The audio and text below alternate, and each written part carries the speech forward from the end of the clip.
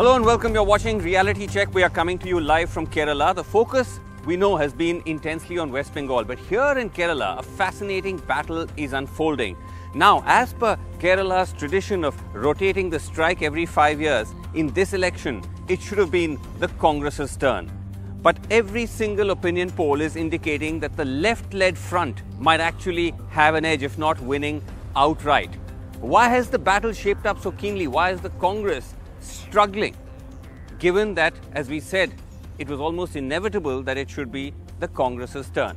Tonight, that's our focus. We'll begin with a ground report from Sneha Koshi, who travels outside of Trivandrum to report on the ground from the campaign of senior Congress leader Ramesh Chennithala, who's often accused of being one of the many faction heads of the Congress. He's the one who's spearheading the fight against Pinarayi Vijayan and his government. But will he let it pay off? That's the big question.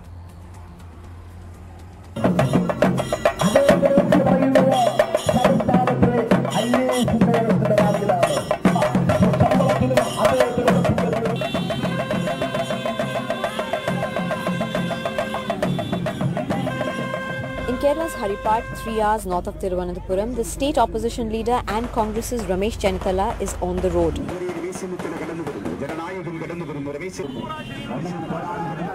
Mr. Chennithala, a 4-time MLA, has emerged as the main spearhead of the attack on Chief Minister Pinarayi Vijayan.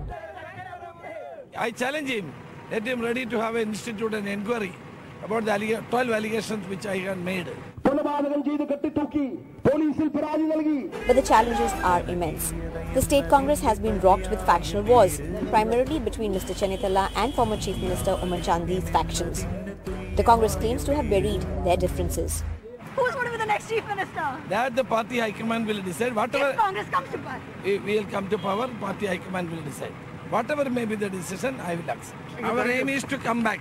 That is most important. But questions remain on whether there is enough public discontent to ensure a clear Congress win.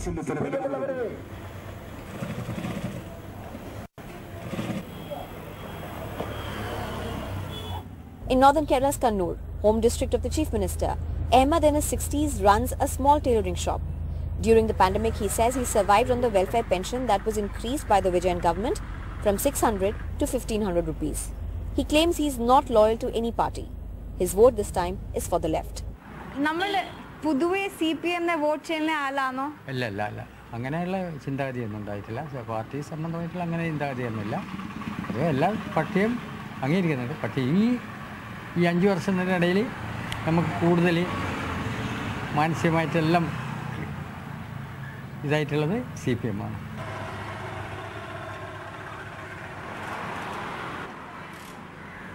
But 55-year-old Ramanan in Alappuzha in South Kerala says he is voting for a change. He was forced to return from Saudi Arabia 2 years ago and didn't get any assistance for loan to set up a mechanical garage.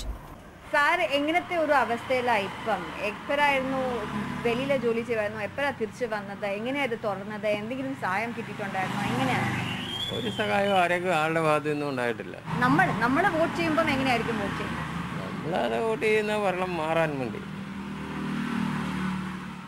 The left appears confident. The Chief Minister tweeted that he is willing to challenge Mr. Chennithala to a debate. This is going to be for the first time in over half a century that you will have the continuation of an incumbent government. The challenge for the Congress is evident in seats like Kayankulam, just 20 kilometers from where Mr. Chennithala is contesting. Here, the left has won 3 consecutive times, making it ripe for the Congress to take. This seat now appears to have emerged as a tough contest between 2 women candidates. 26-year-old Arita Babu from the Congress and the CPM sitting MLA Pratibha Hari. നല്ല കടുത്ത മത്സരങ്ങൾ തന്നെയാണ് കായംകുളത്തിൻ്റെ രാഷ്ട്രീയ പാരമ്പര്യം വെച്ചിട്ട് തന്നെ ശക്തമായ മത്സരമാണ്. കായംകുളത്തുകാരി എന്ന നിലയിൽ ഈ ഒരു മത്സരത്തേക്ക് ഇറങ്ങിത്തിരിക്കുമ്പോൾ ഈ നാട്ടിലെ ജനങ്ങൾക്ക് കഴിഞ്ഞ 5 വർഷക്കാലമായി ഇവിടെ നടത്തിയിരുന്ന കുറേയധികം വാഗ്ദാന ലംഘനങ്ങളുണ്ട്. അതിൽ കായംകുളത്തിൻ്റെ താലൂക്ക് തന്നെയാണ് ഇവിടുത്തെ ജനങ്ങൾക്കായി ഉറപ്പ് നൽകുന്നത്. ഈ ഗവൺമെന്റിന്റെ വികസനം കേരളം മുഴുവൻ വന്നിട്ടുണ്ട്. അതിൻ്റെ ഒരു നല്ല ശതമാനം കായംകുളത്ത് വന്നിട്ടുണ്ട്. അന്ധമായ രാഷ്ട്രീയ വിരോധമില്ലാത്ത ആർക്കും കായംകുളത്ത് വികസനം നടന്നില്ല എന്ന് പറയാൻ കഴിയില്ല. It is a tight battle in Kerala, with the left fiercely defending its last bastion in India currently. Congress, which is in power in just about 4 states or so, is looking to come back in Kerala. And BJP, which has only one MLA, has been seeing a steady increase in its vote base. With camera person SP Babu, Sneha Koshi for NDTV. All right, so let's go across to senior Congress leader Shashi Tharoor. I spoke to him earlier. He's of course in Kerala campaigning for the Congress, and I began by asking him that why is it, Mr. Tharoor, that despite the fact that it should have been a slam dunk for you in the inevitable logic of Kerala politics, is every single opinion poll as well as the anecdotal buzz on the ground indicating that you might actually be losing this election?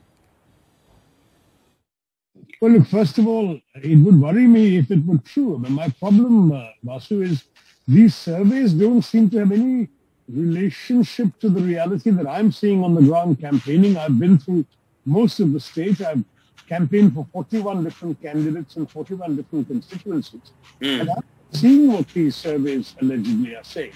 So I looked into them. The most prominent one, which is supposed to be the most credible one, the AsiaNet one, which is the most recent one, turned out the questions were asked on the 18th of March onwards, which is now 10 days. And secondly, they were asked in 50 constituencies out of 140, and of 200 voters in each of these 50 constituencies, whereas each of them actually has 2 lakh voters. So I find that this possibly explains why the discordance exists between what they're claiming and what most people, not just me, but many objective journalists, are seeing on the ground.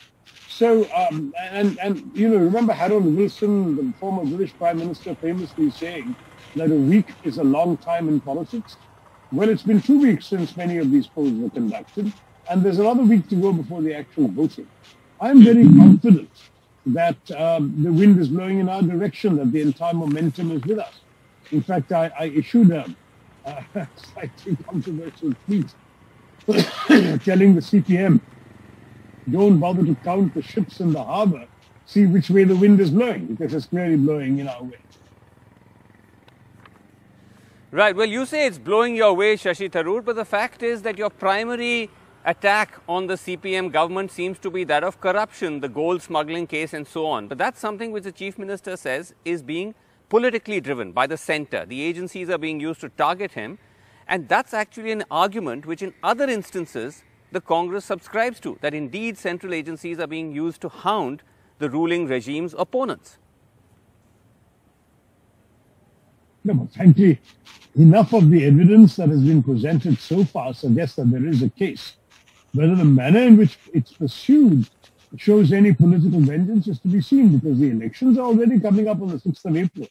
As long as the cases are pursued beyond that and the truth is established and justice is served, then no one will complain. I mean, the fact is that whether you call it political or not, apparently gold was smuggled.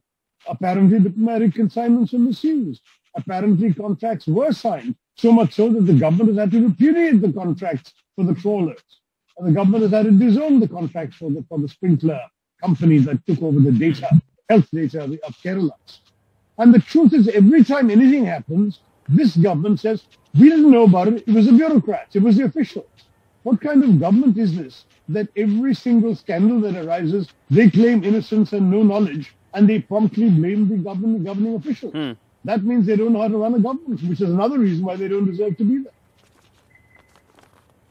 You know, Mr. Tharoor, I have to ask you this, and this is something that you, the Congress, get asked all the time, but it still bears repetition, that it's still confusing for a lot of people when here you are attacking the CPM government in Kerala while you're fighting with the CPM and the left front in West Bengal. We in Kerala obviously find that difficult to accept what happens elsewhere, but we also broad-minded enough to understand that this is a very big country. There's a lot of diversity amongst our various states, and that the history of the parties and of their relationship with each other and with other parties is different in the two states. Kerala essentially has been till very recently a two alliance conflict between a left-led alliance and a Congress-led alliance for about 4 decades now. So in those circumstances, this is a traditional rivalry. The BJP is a kind of Johnny-come-lately. They're not even competitive except in 5 or 6 of the 140 constituencies. So the BJP isn't a factor between these two fronts. In Bengal, you've got a different phenomenon. We've had a spin-off of the Congress in the shape of the TMC, rising and becoming a regional party of considerable significance. There is no equivalent for that in Kerala. In a sense, you might argue that the equivalent of the TMC in Bengal is actually the CPM in Kerala. The CPM in Bengal has now become a rather well-behaved and more or less sort of peaceful social democratic kind of party rather than the Communist Party claims to be. And they are the ones who have allied with the Congress against the excesses of both the rising BJP and the governing TMC. Now, so the history of each state is different. The pattern is different. I think it will be a bit too facile of us to draw straight analogies. Nonetheless, obviously, here in Kerala, we see our own reality, and the CPM and the left front it leads is our political opponent, and we are absolutely tooth and nail against them. On national issues, when it comes to post-election, on matters involving, let's say, the extraordinary bigotry of the BJP and some of their policies, the left and us make common cause on secular issues. We both, to that degree, share the same secular view. But overall, though, when you look at this election and you insist the Congress is in the fight, are you completely discounting the factionalism within the Kerala Congress, which has been there for years, the Chandi faction, the Chennithala faction? Surely that's going to hurt you? I'm not discounting anything. Within the party, I've often argued against these groups. I've refused to join either groups. It's widely accepted that in the Congress party in Kerala, these two groups are a reality, and that they have combined together in elections amicably, but that they put Congress people in a very invidious position for the most part, that pretty much every fit to be an MLA comes through the groups. And I have often argued that people's loyalty will be to groups rather than to a party. And to my mind, that is most unfortunate. So I have refused, from my day of entry into the Congress in Kerala, I have refused to join either group. I'm perhaps one of the very, very few exceptions to this pattern, and I've been able to hold my own. But elsewhere, I'm afraid this groupism is a reality. Now, what's successful about the party is that the groups always come together when it involves enemy. Groupism becomes an issue in intra-party dynamics. So when it comes to fighting elections against the BJP or the communists, we are one. All right, Shashi Tharoor, there quite a candid admission at least that there is groupism within the Congress. All right, let's go across to panel. Lalita Kumaramangalam of the BJP is on the show with us. We also have here with us, joining us live from Kannur, S. Prakasham Master. He's a former MLA of the CPM, and he's also a senior district official of the CPM here in Kannur, and also Dhanya Rajendran of the News Minute, the excellent News Minute, is also with us. Let me just start by asking you, Mr. Prakasham Master. Shashi Tharoor, you must have heard him. He's saying that forget all the opinion polls. The Congress has the momentum, the wave is with the Congress, the Pinarayi government is riddled with corruption, gold smuggling case, the examples are endless. What would you say? Really, this thing started when the Asianet said that Pinarayi Vijayan is having a second term. That was 10 months back. Asianet, gave a survey. The Asianet TV channel did a poll. Yeah, they gave a survey that Pinarayi Vijayan government is going to continue. Right. At that time, 10 months ago. Some 8 or 9 months ago. 8 or 9 months, right. At that time, they started these, both this BJP and Congress, the UDF people started all these things. Really, what the central government is doing to Kerala government, they are using all their agencies to attack the government, to isolate the government. No, but what about the charges of the gold smuggling? The fact that someone in the Chief Minister's office himself is believed to have had links? They have been doing this business for the last 10 months. They haven't got any evidence. They can't even file an FIR. They gave that case to NIA. When they gave the report to the court asked them, what is the evidence by the NIA in this case? There is nothing like that. So they are really politically using all these weapons against the state government. Lalita Kumaramangalam, what do you make of this allegation that the BJP, despite all its efforts, is not a serious player here in Kerala? So instead, the centre is using its agencies to hound the Pinarayi government. Let me put it another way. If the BJP is not a serious player, and I admit that Kerala is not really a BJP state, nor is the wind blowing in our direction even in these polls, then why would we do something like what is being said by the master who just spoke to you? The fact is, it's true that the BJP is merely looking at increasing its vote share, and it has been increasing slowly but steadily. Many of us feel a bit too slowly quite often, but it is increasing slowly but steadily. The battle is between the left and the UDF. But it's predicted the left will win, but I mean, in this I have to agree with what Shashi said, that it's not always that these exit polls are okay. If you remember the extremes in the exit polls for the 2019 national elections, I was there in your studio. I remember being asked and I said 300. Everybody laughed at me. So we really don't know. And let me tell you, the Indian voter nowadays doesn't always tell you what they're going to do. And a week is a long time in politics. There is still, you know, a few days left. Okay. And I don't know. I think it's going to be a very, very close fight. But the BJP does not need to attack the CPM in a way, because we know that we are not going to win more than possibly a few seats there. That's what we are looking at. If we do that, we'll be very happy. Dhanya Radhendran, as someone along with your team, you've been tracking the Kerala elections. Are you getting the sense that the polls are largely pointing in the right direction, or could the Congress somehow get over its internal divisions and pull off some kind of a comeback? Well, I was in Kerala until 3 days ago. So what the poll said, I think, is more or less true.